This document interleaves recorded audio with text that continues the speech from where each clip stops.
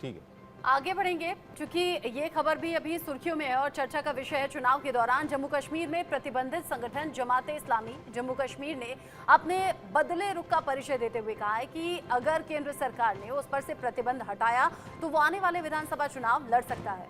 जमाते इस्लामी पिछले 37 सालों से चुनाव का बहिष्कार करता आया है। उसके इस ऐलान से कश्मीर घाटी में राजनीतिक समीकरण बदल सकता है। फरवरी 2019 में केंद्र सरकार ने इस संगठन पर यूएपीए के तहत 5 साल का बैन लगा दिया था।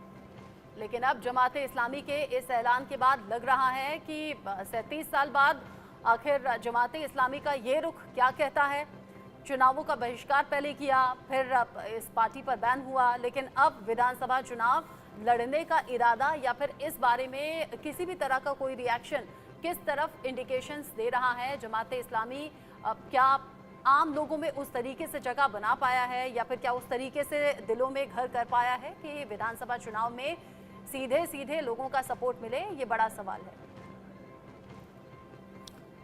आलोक जी, क्या मानते हैं आप, किस तरह इलेक्शन हुआ है उनमें हमने हिस्सा लिया। हमने अपने कारकुनों को कहा, अपने लोगों से कहा जो हमारे साथ वाबस्ता है, उनसे कहा कि वोट खुल कर डालना, जमहूरियत का मजबूत बनाना है, जमहूरियत होनी चाहिए, जमहूरियत से मसाइल हल हो जाते हैं। तो हमारे आइन के मुताबिक, कॉन्स्टिट्यूशन के मुताबिक ये चीज़ ज़रूरी है।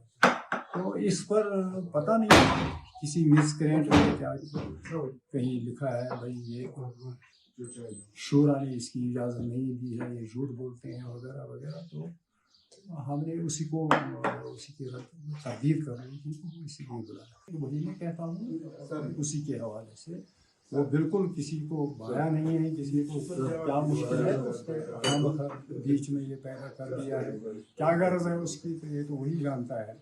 तो हमने इसकी तरदीद की और अपनी पोजीशन साफ कर दी, वाज़ेह कर दी। बड़ी अच्छी बात है, उतरे मैदान में। हम भी चाहते हैं कि उनके अपने उम्मीदवार जो है मैदान में उतरे, उनका सिंबल जो है वोट के मशीन पे हो, फिर दूध का दूध पानी का पानी, फिर जो हमें इलेक्शन में कहना होगा वो हम कहेंगे।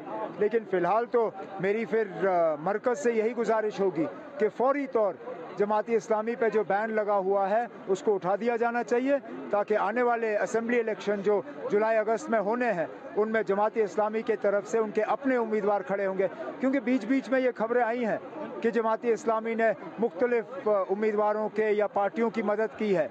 बेहतर यही होगा कि बजाय ये कि जमाती इस्लामी दूसरों के लिए काम करें, वो अपने लिए काम करें, उनके उम्मीदवार जो है मैदान में उतरें और फिर देखें, अपनी किस्मत आजमाएं। तो मेरी होम मिनिस्टर साहब से मोतबाना गुजारिश होगी कि फौरी तौर जमाती इस्लामी पे बैन जो है वो उठा दिया जाना चाहिए और जमाती इस्लामी को जुलाई अगस्त के इंतखाबात में पुरजोर से जो है हिस्सा लेना चाहिए।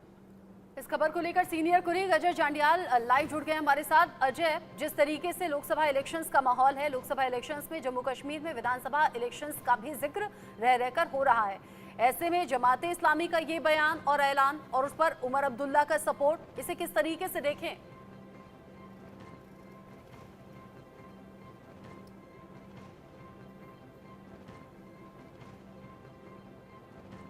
अजय, आवाज मिल रही है आपको? अजय जांडियाल से लगता है संपर्क टूट गया है।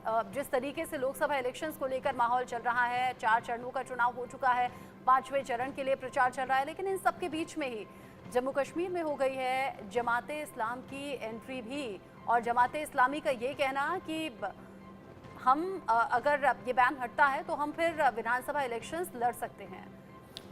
चलिए आलोक जी, किस तरह का साइन देख रहे हैं आप, ये जो बदलाव है? मैं समझता हूं कि जो मुख्य धारा में और संविधान को मानने को तैयार हो और जिस कारण से उन पर प्रतिबंध लगा था, आपको याद होगा जब पाकिस्तान की तरफ से जो हमला हम किया उसके बाद ये प्रतिबंध लगा 5 साल के लिए। अब ऐसी स्थितियां हैं और कश्मीर में जब एक तरफ हम पाकिस्तान ऑक्युपाइड कश्मीर को भी अपनी तरफ लाने के पूरे दबाव बनाए हुए हैं, हम कहते हैं कि वो हमारा हिस्सा है, ऐसी स्थिति में ऐसी जो पार्टी आती है इसमें बैक चैनल असल में अभी होता यही है। मैं इसलिए हम लोग इतना पुष्टि नहीं कर सकते, या तो हमारे जो कूटनीतिक संवाददाता हैं, डिप्लोमेटिक, या जो अपने श्रीनगर में बैठे हैं अजय जी, वो बताएंगे।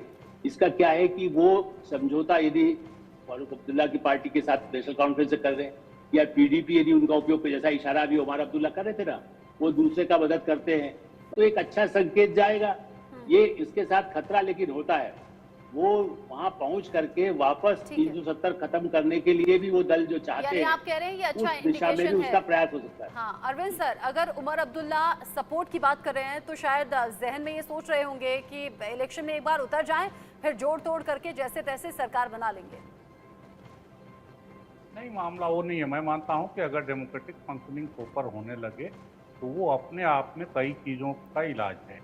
अगर वोट डालने का, चुनाव प्रचार करने का, अपनी बात रखने का अवसर आज़ादी से मिलने लगे बहुत सामान्य ढंग से, तो वो इलाज है। और कश्मीर की बीमारी का एक बहुत बड़ा मर्ज ये है कि वहाँ के लोगों को अपनी बात कहने सुनाने का अवसर नहीं मिलता है। कभी फौजी वोट डाल देते थे, जबरन वोटिंग हुई है, वोटिंग बहुत कम हुई है, सुरक्षा के नाम पे वहाँ रखवाली जरूरत से ज़्यादा कर दी जाती है, तो बहुत तरह की समस्या। और ये तमाम वजह बनकर एक बहुत बड़ा इशू बन गया, क्योंकि सन 87 से 1987 से जमाते इस्लामी का विरोध था चुनावों को लेकर, और 1987 में सब जानते हैं कि किस तरह से रिगिंग हुई।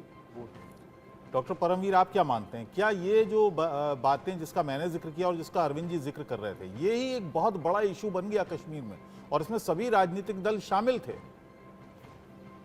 अब्दुल साहब देखिए, कश्मीर में एक समय ऐसी हवा बहती थी जब लगता था कि कश्मीर शायद भारत से टूट जाए, और ऐसा मानने वाले बहुत बड़ी जनसंख्या में भारत के अंदर भी लोग थे। पाकिस्तान तो वहां नहीं बैठा हुआ था, लेकिन जो पिछले घटनाक्रम कुछ सालों से बदले हैं और इस समय पूरा का पूरा श्रेय जा देता है वो हमारी इकोनॉमी बढ़ी है ना, उससे बहुत अंतर आया है कि हमारी इकोनॉमी और पाकिस्तान की इकोनॉमी में बहुत अंतर आ गया है। तो उस वजह से अब पाकिस्तान कमजोर दिखाई देता है। जो ऐसी लॉबीज होती है कश्मीर के अंदर भी, जो सोचती थी कि उनका भला हो जाएगा, उन लोगों को साफ दिखाई दे रहा है। दूसरा बहुत बड़ा इंडिकेशन, इस बार चुनाव में जो वोटिंग फैक्टर बढ़ गया, 32% तक आया, लेकिन पहले के मुकाबले बहुत फेयर चुनाव हुआ है और वोटिंग परसेंटेज जो बढ़ा है, तो इन लोगों को दिखाई दे रहा है साफ साफ कि आपको इंडियन मेन स्ट्रीम पॉलिटिक्स से थ्रू ही आना पड़ेगा कश्मीर की बात करने के लिए। इसी वजह से वो लोग चाहते हैं कि अपना आ जाए मेन पैटर्न पे। ठीक है, चुनाव यानी कि लोगों की सहभागिता और उनके लिए सबसे बड़ा अधिकार वोट डालने का, और इसको लेकर विधानसभा इलेक्शंस को लेकर भी हलचल अभी से तेज है। जमाते इस्लामी का ये रिएक्शन बता रहा है। आलोक सर, अरविंद सर, बहुत शुक्रिया आपका हमारे साथ जुड़ने के लिए। डॉक्टर परमवीर, आप भी रहिएगा। अभी इस शो में बस इतना ही। ब्रेक के बाद कुछ और बड़ी खबरें होंगी और